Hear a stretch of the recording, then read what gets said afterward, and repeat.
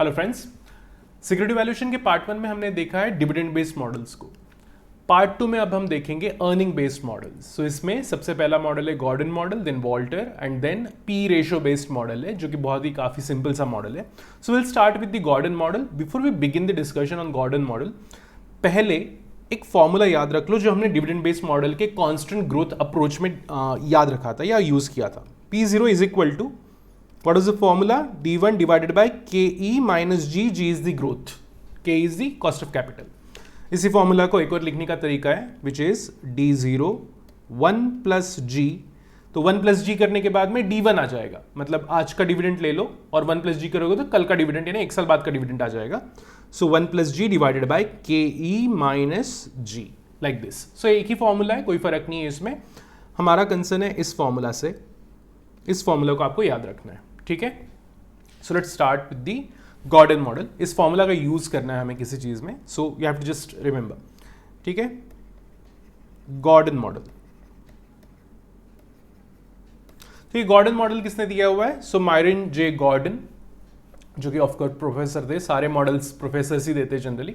सो ये मॉडल उन्होंने दिया था और इस मॉडल में कुछ एक चेंज है जिस चेंज की वजह से ये अर्निंग बेस्ड मॉडल बन जाता है। बट मेरे ओपिनियन में ये अगेन डिविडेंड बेस्ड मॉडल में ही कैटेगराइज होना चाहिए। I will explain you why. So Gordon ने फॉर्मूला क्या दिया है?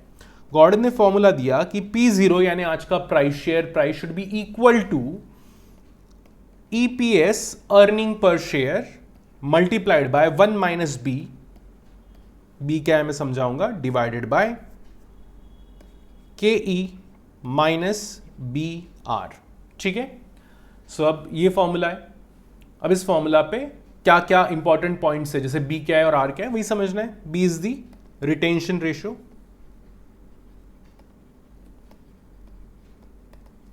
ठीक है। कितना कमाया उसमें से कितना रिटेन कर लिया, तो ये जो रिटेन किया है इसका रेशियो कमाने के एंगल से इज अ रिटेंशन रेशियो।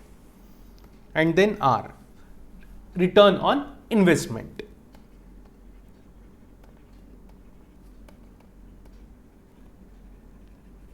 ठीक है। अब ये के ही तो पता ही है, cost of equity, and then EPS पता ही है आपको, अर्निंग पर शेयर, ठीक है। ईपीएस अर्निंग पर शेयर है। अब यहां पे देखो, रिटेंशन रेशियो मतलब कितना बचा लिया, राइट, कितना रिटेन कर लिया इंस्टेड ऑफ डिविडेंड। मान लो 100 कमाया, उसमें से 40 अगर डिविडेंड बांट दिया तो 60 हमने ऑब्वियसली रिटेन कर लिया। तो रिटेंशन रेशियो क्या हुआ इसमें? 60%, दैट इज 60 डिवाइडेड बाय 100, ठीक है। अब अगर मैं बोलूं आपको कि रिटेंशन रेशियो इज 60%, एक एग्जांपल ले लो, तो 1 माइनस रिटेंशन रेशियो कितना हुआ? 40%। और ये क्या हुआ? अगर B है रिटेंशन रेशियो, अगर 60% है, ठीक है, तो 1 माइनस B, आंसर क्या है इसका? 1 माइनस 0.60 इज 0.40, मतलब 40%, राइट। ये 40% क्या है? ये है डिविडेंड पे आउट रेशियो,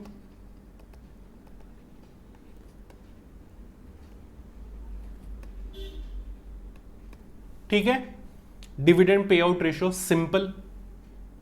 अब देखो यहां पे डिविडेंड पे आउट रेशियो को अगर आप अर्निंग पर शेयर से मल्टीप्लाई करो तो क्या आएगा? डिविडेंड, एक्चुअल डिविडेंड कितना पे किया। सो मान लो ईपीएस है 15, ठीक है, और 1 माइनस 0.40, सॉरी 60 था ना हमारे एग्जांपल में, 60 है रिटेंशन रेशियो। इसका आंसर जो भी आएगा, यहां पे आंसर कैलकुलेट कर लेते हैं। So this is 0.40 multiplied by 15 is equal to 6,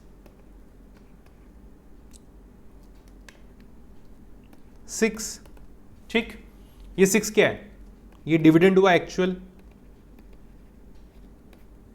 fine.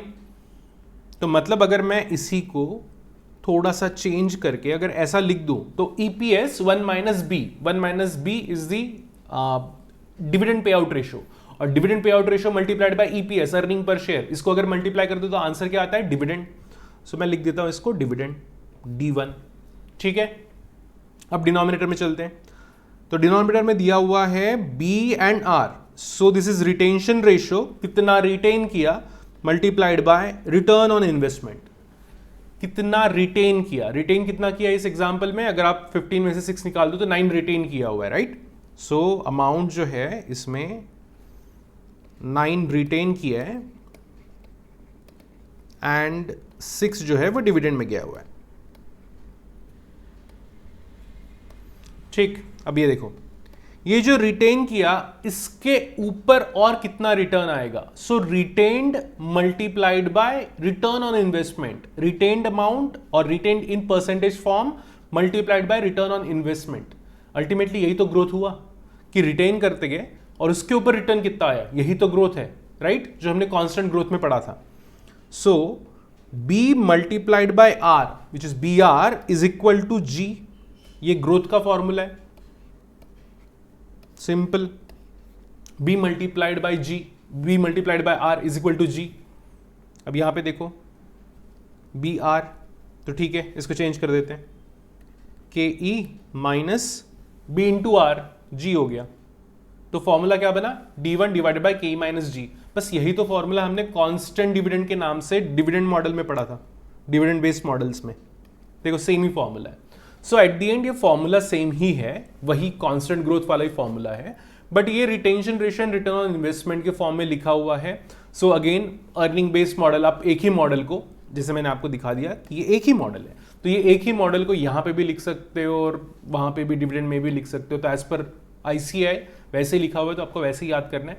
अब एग्जाम के लिए क्या फर्क आएगा, तो एग्जाम में जब गॉर्डन बेस्ड मॉडल के ऊपर क्वेश्चन होगा तो इंफॉर्मेशन बी और आर के फॉर्मेट में प्रेजेंट की जाएगी, ठीक है। स्पेसिफिकली मेंशन किया जाएगा कि रिटेंशन रेशियो कितना है जो कि बी है, स्पेसिफिकली मेंशन किया जाएगा रिटर्न ऑन इन्वेस्टमेंट कितना है तो वो सेपरेटली दिया जाएगा, राइट, एंड देन इन सबका एंड अर्निंग पर शेयर दिया जाएगा। सो फिर आपको उस केस में गॉर्डन मॉडल यूज करना है, क्योंकि गॉर्डन मॉडल में ये टर्म्स यूज होती है। At the end model same ही है, बट इंफॉर्मेशन जो है वो अलग अलग तरीके से दी जाएगी। वही अगर आपको डायरेक्टली ये क्वेश्चन आता है जिसमें कॉन्स्टेंट ग्रोथ अप्रोच यूज करना है आपको for the pricing of share, तो सिंपल आपको D1, KE और G ये वैल्यूज मिल जाएगी, ठीक। So very simple, simple to understand. अब इसमें करना कुछ भी नहीं है, एक एग्जांपल दे देता हूं मैं, एक इलिस्ट्रेशन कर लेते पहले, ठीक है। सो ये याद रखना है आपको की पॉइंट्स, मतलब इसमें सिर्फ इतना याद रखना है। तो ये EPS 1 - b अगर याद नहीं भी रखे तो भी चलेगा, क्योंकि EPS 1 - b is the dividend. तो सिंपल आप तो क्या कैलकुलेटर पे टाइप करके डिविडेंड निकाल सकते हो, right.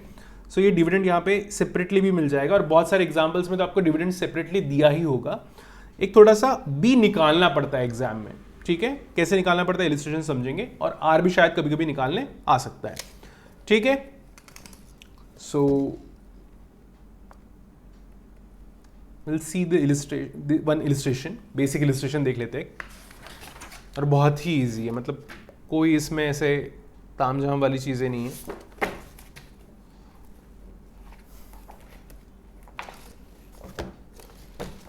CA final old syllabus के प्रैक्टिस मैनुअल से मैं एक क्वेश्चन ले रहा हूँ, और क्वेश्चन नंबर जो है वो है 20, डिविडेंड डिसीजन में, डिविडेंड डिसीजन चैप्टर में क्वेश्चन नंबर 20 है।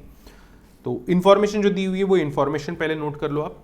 सो EPS दिया हुआ है, अर्निंग पर शेयर, ये इलिस्ट्रेशन है।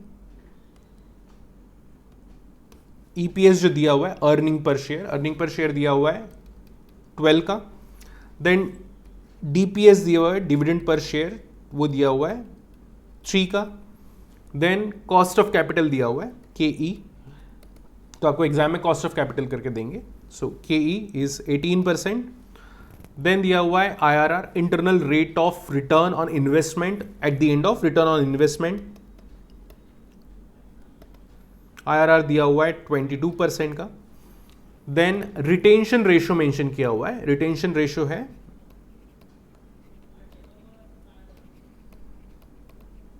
75%, 75% रिटेन कर लिया, मतलब 25% का डिविडेंड बांट दिया, ठीक है। सो ये पहले ही दिया हुआ है आपको। अब देखते हैं, पहले तो इस क्वेश्चन को, ये सेम जो क्वेश्चन है इसको पहले गॉर्डन से सॉल्व करना है, क्वेश्चन ही वैसा है, ये गॉर्डन से सॉल्व करना है, और फिर सेम क्वेश्चन को वॉल्टर से सॉल्व करना है। पहले गॉर्डन से सॉल्व करें तो हम गॉर्डन से स्टार्ट करते हैं, देन अगेन मैं वॉल्टर समझाऊंगा और फिर वॉल्टर से सॉल्व करेंगे। सो क्या फॉर्मूला देखा हमने गॉर्डन का? सो P0 यानी आज का share price is equal to EPS earning पर share multiplied by 1 minus B divided by KE minus BR। तो ये जब भी आप लिखो ना तो थोड़ा थोड़ा दिमाग में ऐसे चलाते जाओ कि KE माइनस G और KE माइनस BR, तो आपको याद भी रह जाएगा कि इसी का मतलब G भी होता है। ठीक है, कभी अगर ग्रोथ दे दिया डायरेक्टली और पूछा कि आपको सिंपल लाइक एक और इलिस्ट्रेशन हो सकता है ना, इसका अल्टरनेट क्या हो सकता है कि डायरेक्टली ग्रोथ दे दी जाए कि G प्रोवाइड कर दो और यहां पे इस सेक्शन में रिटेंशन रेशियो प्रोवाइड कर दो 0.75 का, तो रिटेंशन रेशियो से ये ऊपर वाला पूरा टर्म सॉल्व हो जाएगा। सो 1 माइनस रिटेंशन रेशियो लेके EPS लेके आप ऊपर न्यूमरेटर सॉल्व कर लो और G प्रोवाइड कर दिया जाएगा। गलती से अगर ये भूल गए कि B इंटू आर करने के बाद में G आता है तो फिर वो क्वेश्चन सॉल्व नहीं हो पाएगा। ठीक है, इसलिए याद रखना है कि BR का मतलब ही G होता है, घूम फिर के बात एक ही है। ठीक है, एक्सप्लेनेशन मैंने समझा दिया कि QBR का मतलब G होता है। ठीक है, सो यहां पे सॉल्व करते हैं। पहले तो देख लो इन्फॉर्मेशन क्या क्या दी हुई है और वैल्यूज पुट कर लेंगे उसमें। सो EPS दिया हुआ है 12 का, सो सिंपली 12 लिख सकते हैं, रुपीज लिखने की जरूरत नहीं है यहाँ पे। 12 का EPS है, रिटेंशन रेशियो है 1 माइनस 75 का divided by cost of equity दिया हुआ है 0.18 माइनस आपका जो IRR दिया हुआ है वो है 0.22 and multiplied by 0.75 which is your B retention ratio. अब इसको सॉल्व करो, न्यूमरेटर सॉल्व करो पहले तो 12 into 1 minus 0.75 which is 0.25 multiplied by 12, ये आता है 3। अब देखो यहां पे ऑलरेडी दिया हुआ है डिविडेंड, दिखा? तो जो मैंने कहा था ना कि अल्टीमेटली ऊपर में न्यूमरेटर में डिविडेंड ही आएगा, ये देखो ये डिविडेंड आ गया आपका 3। सो हमने प्रोसेस से गए क्योंकि क्वेश्चन समझना है, बट घूम फिर के बात एक ही, वही डिविडेंड यही है। अब डिनोमिनेटर का सॉल्व करेंगे तो 0.18 माइनस 0.22 मल्टीप्लाइड बाय 0.75, आंसर आता है 0.165। इसका आंसर निकाल लो।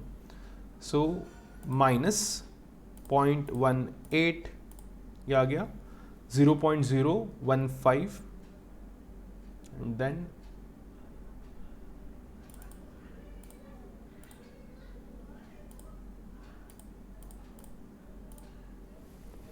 ठीक है, इसका आंसर आया 200।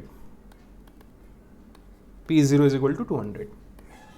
बहुत ही सिंपल, बहुत ही बेसिक सा क्वेश्चन है। अब देखो घूम फिर के ICI को मालूम है कि बात तो इतनी है, EPS 1 minus B divided by KE minus BR, ये अगर किसी स्टूडेंट का आता है तो वो आंसर तो निकाल ही लेगा। तो होता क्या है ना, ICI ट्राई क्या करेगा कि डिफिकल्टी यहां बढ़ाएगा कि EPS निकालने में थोड़ा सा लेट करेगा, मतलब PAT प्रोवाइड कर दिया, प्रॉफिट आफ्टर टैक्स, मान लो प्रेफरेंशियल डिविडेंड दे दिया कि इतना डिविडेंड है, एंड देन उसके बाद में नंबर ऑफ शेयर्स प्रोवाइड कर दिए और उसके बेसिस पे अब आपको निकालना है कि PAT माइनस आपको प्रेफरेंशियल डिविडेंड का अमाउंट लेके और नंबर ऑफ शेयर्स अगर दे दिए तो उससे EPS पहले निकालना पड़ेगा, तो थोड़ा गोल घूम के EPS निकालना पड़ेगा। अब यहाँ पे इस एग्जाम्पल में कैसे किया हुआ है कि डायरेक्टली रिटर्न ऑन इन्वेस्टमेंट दे दिया है, तो थोड़ा एग्जाम्पल में दे देगा कि इतना रिटर्न प्रोड्यूस किया, इतना कैपिटल लगाया था, सो रिटर्न ऑन इन्वेस्टमेंट वहाँ से निकल जाएगा। और रिटेंशन रेशियो जो है, रिटेंशन रेशियो के लिए डायरेक्टली ही प्रोवाइड करना इज बेटर अप्रोच, बट हो सकता है उसके लिए कोई अलग इन्फॉर्मेशन दे दे। सो घूम फिर के होता क्या है ना कि इन सब टाइप के क्वेश्चन में जब थोड़ा बड़ा क्वेश्चन आएगा, 12 मार्क्स का अगर क्वेश्चन आता है इन केस, तो इन्फॉर्मेशन थोड़ी सी लेट मिलेगी, मतलब थोड़ा जुगाड़ करके इन्फॉर्मेशन निकालनी पड़ेगी, एंड वो काफी यूनिक हो सकता है, हर exam to exam, question to question वो डिफर कर सकता है। सो फोकस हमें इस फॉर्मूला पे रखना है, and you know you are smart enough to get all this information. EPS निकालना CA फाइनल में एक मजाक है आप लोगों के लिए, रिटेंशन रेशियो निकालना it is very easy, right? पूरा अकाउंट्स FR पढ़ने के बाद में रिटेंशन रेशियो इज लाइक बच्चों वाली चीज होगी वो, and then KE return on investment, ये सारी चीजें भी बहुत बेसिक हो जाती है। तो अब अगर आप क्वेश्चन भी सॉल्व करेंगे ना, तो बस आपका जो टाइम है बस वो बढ़ते जाएगा, आपको कहीं पे कंफ्यूजन नहीं होगा कि ये कैसे सॉल्व करना है। एक बार ये बस ये समझ में आ जाना चाहिए, फॉर्मेट समझ में आ जाना चाहिए। ठीक है, ये हो गया आपका बेसिक्स ऑफ गॉर्डन मॉडल। ये बेसिक क्वेश्चन था, थोड़े से एडवांस क्वेश्चन भी लगा लिए, तो मैं वही बता रहा हूं आपको कि एडवांस क्वेश्चन में होगा क्या, बस ये सारी चीजें निकालनी पड़ेगी, डायरेक्टली दी नहीं रहेगी, और वो भी ईजी होता है। Then next model is Walter model.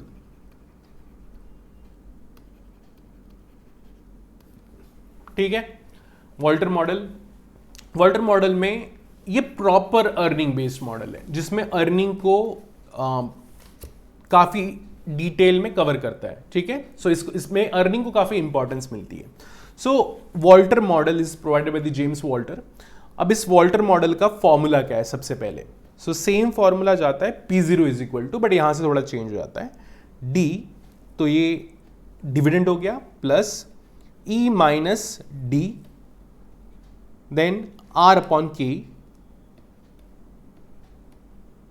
डरने की कोई जरूरत नहीं है, फॉर्मूला मैं समझा दूंगा, एक चीज उसमें समझाऊंगा, डिवाइडेड बाय K। एक एन्युटी वाला फॉर्मूला पढ़ा था ना, single value dividend divided by, एक हमने डिविडेंड में मॉडल पढ़ा हुआ है, डिविडेंड डिवाइडेड बाय K। एक डिविडेंड दे दिया है, and then now you have to calculate the your final value, so share price निकालना है आपको P0। सो ये मॉडल यूज किया। सो ये मॉडल आप रिलेट कर सकते हो इसके साथ में, सो D1 डिवाइडेड बाय K के साथ में आप वॉल्टर को रिलेट करोगे। और रिलेट कैसे करना है आप देखो, यहां पे सबसे पहले तो सेम वही चीज है कि पहला पार्ट जो है वो डिविडेंड को कंसिडर करता है। ठीक है, दूसरे पार्ट में मतलब D0 अपॉन K तो हो गया आपका पुराना वाला मॉडल जिसमें डिविडेंड को कंसिडर करते थे। ये वाले सेक्शन में, ये जो सेक्शन है इसमें एग्जैक्टली हो क्या रहा है वो समझो। E minus D, E is EPS, earning कितना है, और D इज डिविडेंड।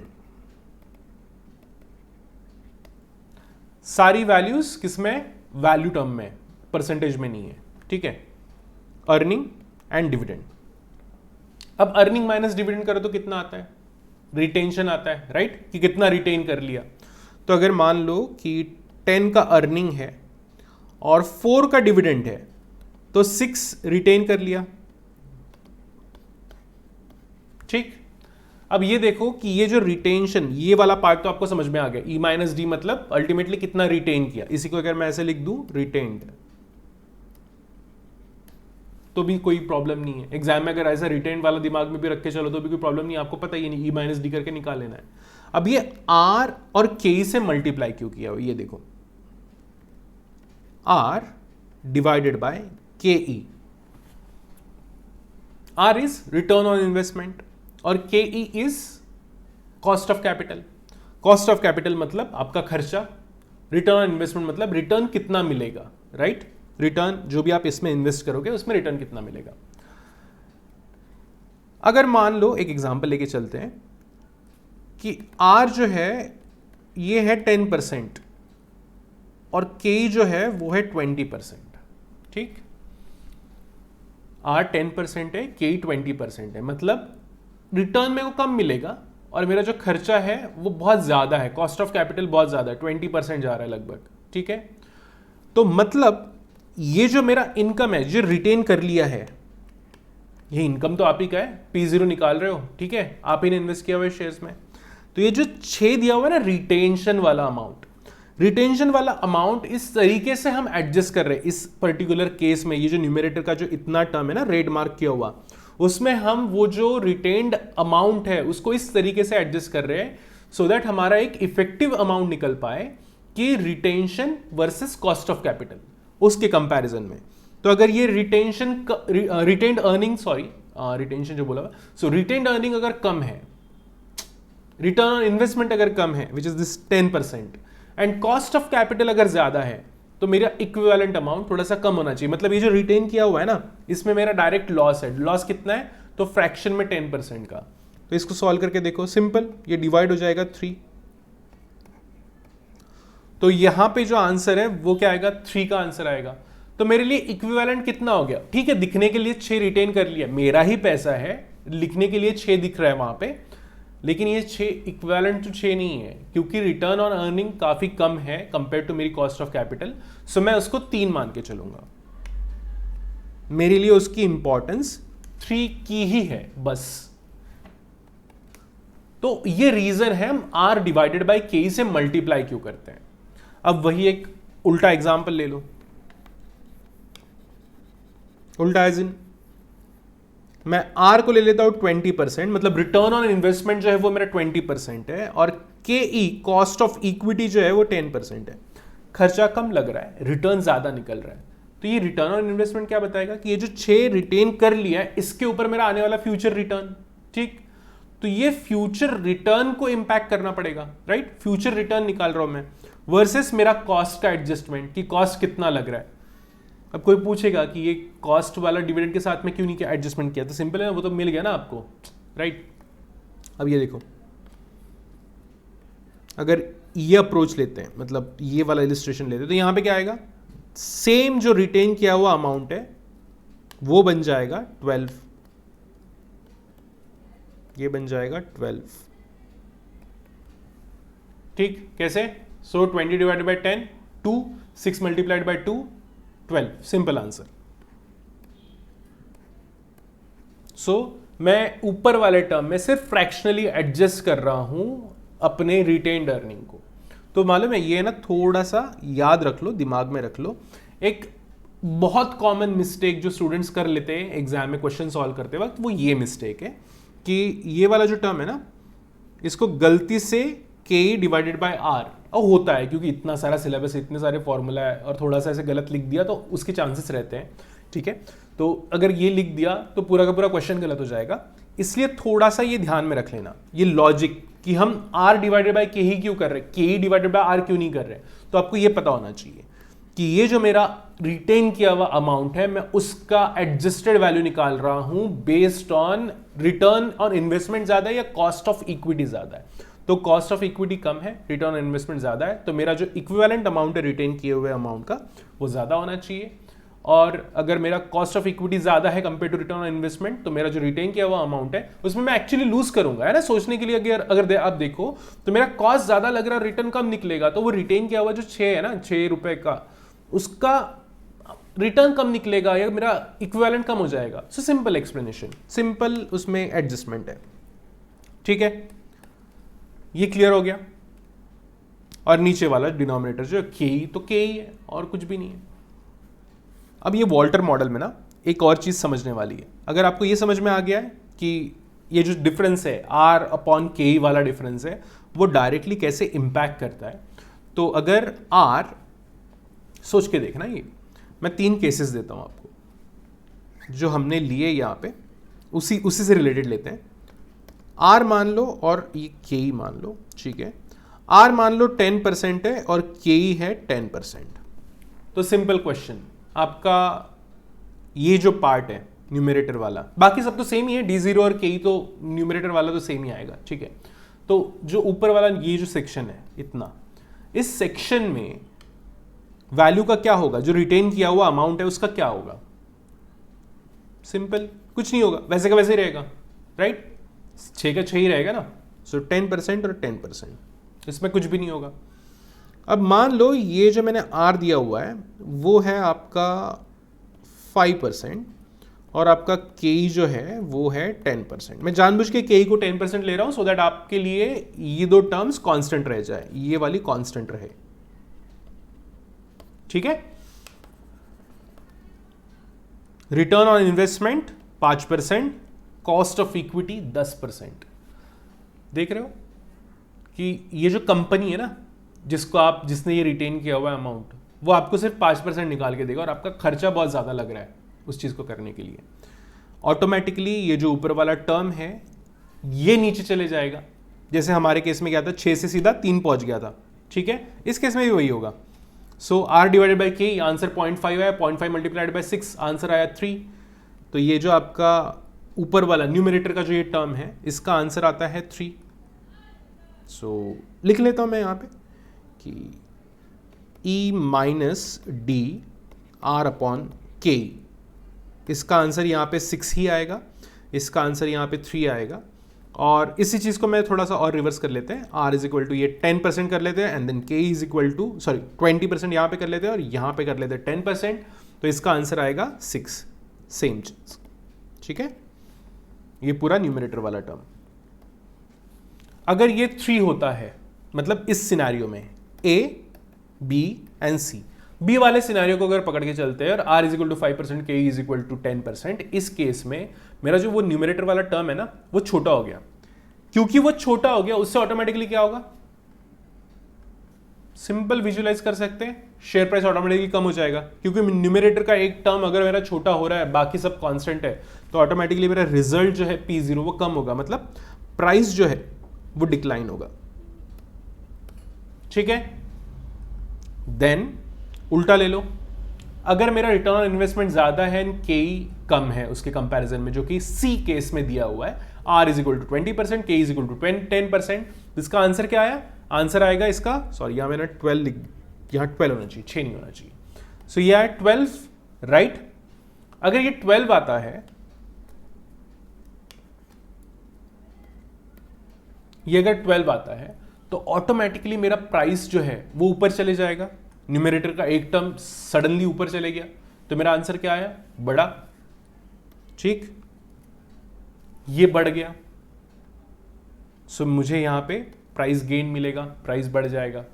ठीक है, तो अब यहां पे डिपेंडिंग ऑन दिस सिनेरियो, इस पर्टिकुलर सिनेरियो पे वॉल्टर ने कुछ सजेशंस दिए हैं कि अगर ये सिनेरियो है, ठीक है, which is return on investment कम है compare to cost of equity, तो आपको क्या डिविडेंड देना चाहिए या रिटेन करना चाहिए। सिंपल क्वेश्चन अगर मैं आपसे पूछूं, अगर ये कंपनी हो और आप उसके शेयर होल्डर है, तो क्या कंपनी ने आपको पूरा का पूरा जो अर्निंग है वो बांट देना चाहिए इन द डिविडेंड का फॉर्म में, या खुद ने इन्वेस्ट करके उसके ऊपर रिटर्न प्रोड्यूस करना चाहिए। सिंपल आंसर है, पूरा का पूरा डिविडेंड दे देना चाहिए।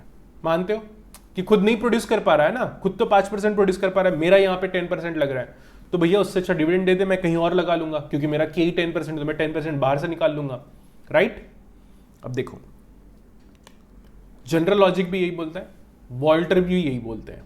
ठीक है, वॉल्टर का भी बोलना क्या है कि अगर R is less than K, then क्या होना चाहिए, 100% डिविडेंड।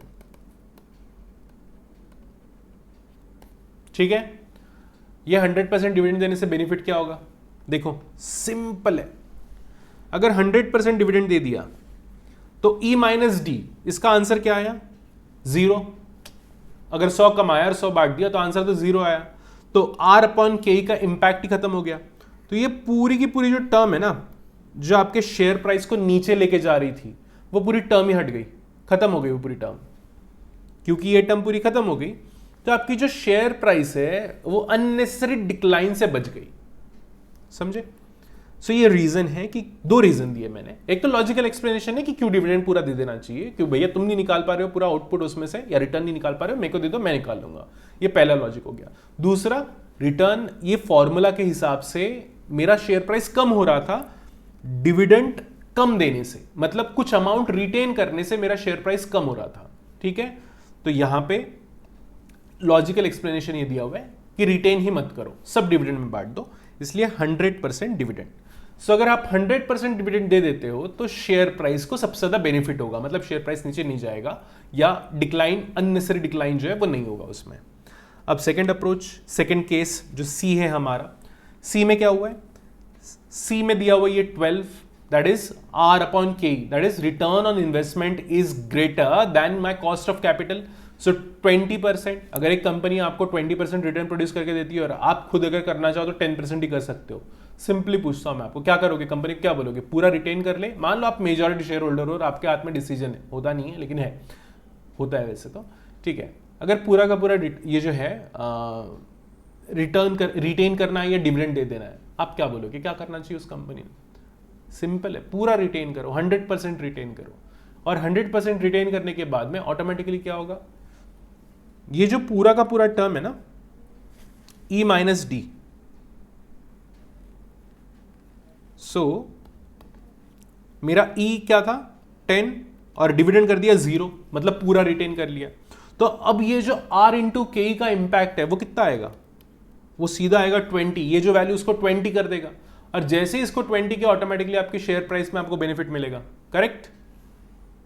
इसलिए इस केस में मतलब जब return on investment is greater then cost of equity, Walter का सजेशन है कि 100% रिटेन करना चाहिए, ठीक। अब यहां पे क्या होना चाहिए, ए के केस में कुछ भी करो, जो मनमर्जी आए करो, शेयर प्राइस अफेक्ट नहीं होगा इससे, इनडिफरेंट,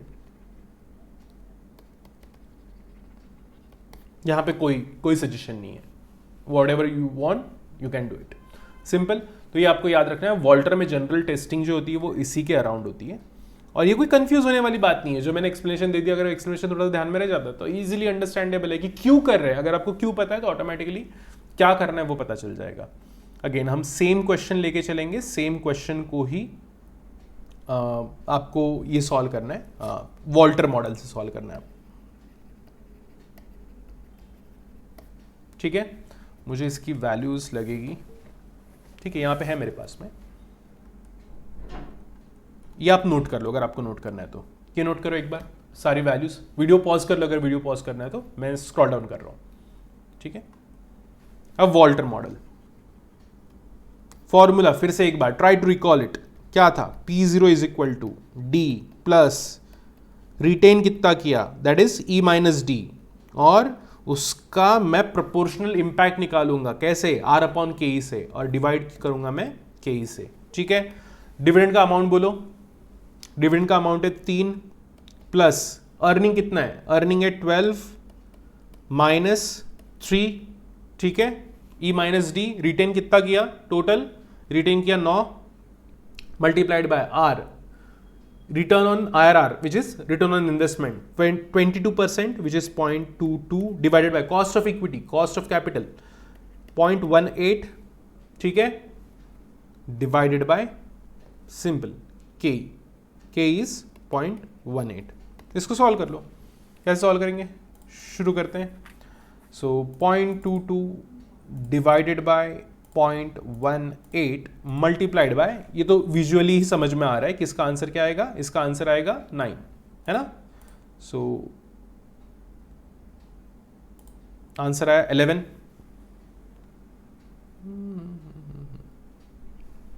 राइट। सो 3 प्लस 11 न्यूमरेटर में डिवाइडेड बाय 0.18, सो इसमें प्लस कर लो 3 और फिर इसको डिवाइड करो 0.18 से, आंसर आएगा 77 पॉइंट, तो एक बार कंफर्म करने दो, या 77.77, ये आपका आंसर, ठीक है। एक और तरीके से सोच के देखो, आपका ईपीएस कितना था, अर्निंग पर शेयर था 12, ठीक है।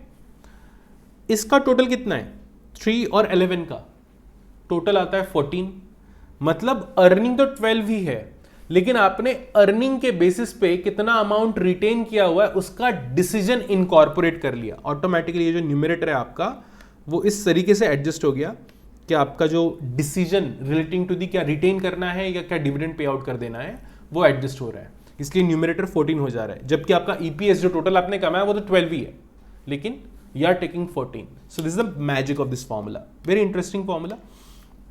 अब इसको सॉल्व कर लिया, 77 आंसर आ गया 77.77।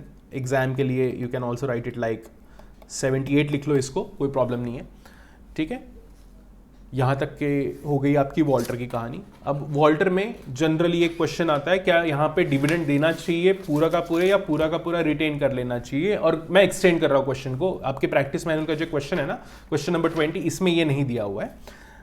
फर्स्ट ऑफ ऑल मेरी तरफ से क्वेश्चन, शुड यू रिटेन और कंप्लीटली पे आउट द डिविडेंड। सो क्या आपका आंसर होना चाहिए 100% रिटेन कर लेना चाहिए, क्यों, क्योंकि मेरा रिटर्न ऑन इन्वेस्टमेंट ज्यादा है compare to cost of equity. So 100% retain कर लो,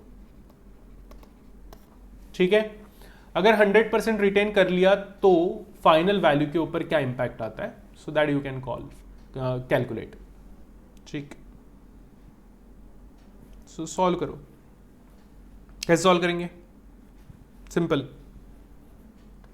P0 is equal to dividend कितना है, 100% रिटेन कर लिया, डिविडेंड आएगा 0, ऑटोमेटिकली D0 हो जाएगा ना, डिविडेंड नहीं है कुछ। Then E 12 minus D, dividend कितना है बोला 0, multiplied by 0.22 divided by 0.18 divided by 0.18। बिना आंसर कैलकुलेट किए सिंपल क्वेश्चन पूछ रहा हूं, क्या इसका आंसर ज्यादा आएगा या कम आएगा पिछले वाले आंसर से? सिंपल, थियरी के हिसाब से अगर जाओ तो आंसर ज्यादा आना चाहिए, मतलब प्राइस जो है वो ज्यादा आना चाहिए। 0.22 divided by 0.18 multiplied by 12 divided by 0.18, answer is 81.481। 81.481 मतलब अगर आप 100% रिटेन कर लेते हो तो शेयर प्राइस बढ़ेगा, राइट? सो बेनिफिशियल है, ठीक है? सो ये समझने वाली बात है इस पर्टिकुलर फॉर्मूला में। सो this is the Walter approach. अब वॉल्टर अप्रोच में मैं मेरा एक्सपीरियंस बता रहा हूं। एग्जाम में जो पूरे के पूरे स्टंट्स होते हैं ना, क्योंकि फॉर्मूला वैसे ही थोड़ा सा कॉम्प्लिकेटेड लगता है, दिखने में है नहीं, बिल्कुल भी नहीं है, जिस तरीके से मैंने समझा उसके बाद तो बिल्कुल भी डिफिकल्ट नहीं होना चाहिए फॉर्मूला। अब डिविडेंड हो गया और आपका E minus D R upon के ही हो गया, तो जो पूरा का पूरा अगर करना है इसको कॉम्प्लिकेटेड तो अगेन डी कैलकुलेशन में, डी का कैलकुलेशन करने में थोड़ा सा डिले और ई का कैलकुलेशन निकालना पड़ेगा। ऐसा हो सकता है। ये पहला अप्रोच है। दूसरा एक अप्रोच यहां पे देखा हुआ है, दूसरा क्या आता है कि वेरिएशंस निकालने पड़ेंगे, मतलब आर के अलग अलग वैल्यूज दे देंगे, ऐसे बोलेंगे कि ये 10% आर 10% लो और 20% लो, और फिर के ई को पहले 10% लो और 20% लो और सबकी वैल्यूज निकालो, लाइक दैट। फटफट हो जाता है, कोई प्रॉब्लम नहीं है।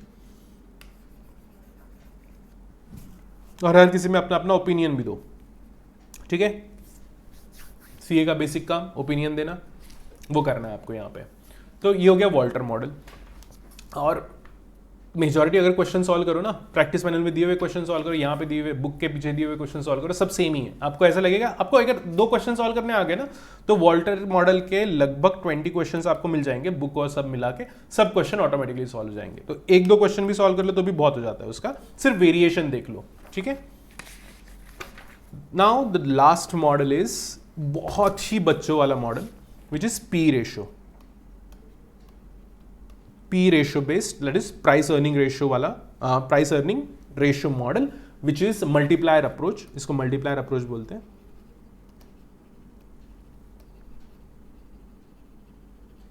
ठीक है, अब है क्या ये फॉर्मूला सिंपल है, वैल्यू इज इक्वल टू, मतलब वही P0 is equal to earning पर share multiplied by PE ratio. P ratio कैसे आया?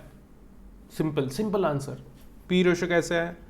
Market value of shares MVP, market value of that P0 whatever, divided by earning पर share EPS, ठीक है? ऐसे ही तो P रेशो है। अब मैं सेम ले लेता हूं, तो EPS multiplied by MVP, that is market value of share, divided by EPS। तो EPS कैंसिल हो गया और market value of share, like, ठीक है? वो जलेबी डालने वाली बात है यहाँ पे, थोड़ा टाइम डिफरेंस हो जाएगा, ठीक है? तो यहां पे देखो EPS और P रेशो, तो P रेशो आपको दिया रहेगा मेजॉरिटी ऑफ द केसेस में, लाइक से 15, 10, 20 P रेशो प्रोवाइड कर दिया, और P रेशो फिर हिस्टोरिकल और EPS ये वाला रिसेंट वाला, और उसको EPS से मल्टीप्लाई कर लो अर्निंग पर शेयर से, and then you can simply calculate कि आपका फाइनल आंसर क्या होना चाहिए। अब इसमें ना इलिस्ट्रेशन की भी जरूरत नहीं मेरे हिसाब से, तो अब यहाँ पे थोड़ा सा कॉम्प्लिकेशन कहाँ पे आता है? EPS निकालने में, ठीक है? तो EPS निकालने में कैसे? तो EPS इज इक्वल टू थोड़ा सा PAT प्रोवाइड अगर कर दिया, प्रॉफिट आफ्टर टैक्स प्रोवाइड कर दिया, और प्रेफरेंशियल डिविडेंड दे दिया। एक एग्जाम्पल लिख रहा हूं मैं समझाने के लिए। प्रेफरेंशियल डिविडेंड हो गया, तो PAT profit after tax minus preferential dividend कर लो और divided by number of shares, और ये तो देना ही पड़ेगा, मतलब P रेशो तो डायरेक्टली प्रोवाइड करना पड़ेगा, है ना? अब ये एक तरीका हो गया EPS निकालने का। अब इसी का और एक वर्जन अगर मैं दूं तो पीएटी की जगह पे मैं प्रॉफिट दे दूंगा, फिर टैक्स का एडजस्टमेंट करना पड़ेगा, फिर प्रेफरेंशियल डिविडेंड का एडजस्टमेंट करना पड़ेगा। ऐसे करते करते कितना भी पीछे जा सकता है अपना इंस्टीट्यूट, उसमें कोई लिमिट नहीं है, you know.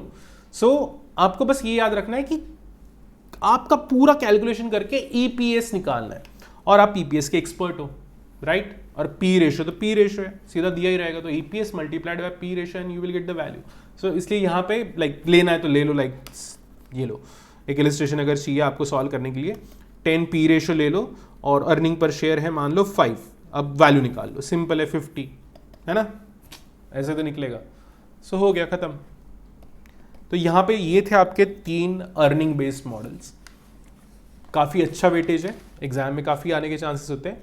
So this is all about your all the earning based models. Next part में, थर्ड पार्ट में हम लोग देखेंगे कैश फ्लो बेस्ड मॉडल्स, और कैश फ्लो बेस्ड मॉडल्स थोड़े से कॉम्प्लिकेटेड है, वो आपको अच्छे से समझने पड़ेंगे।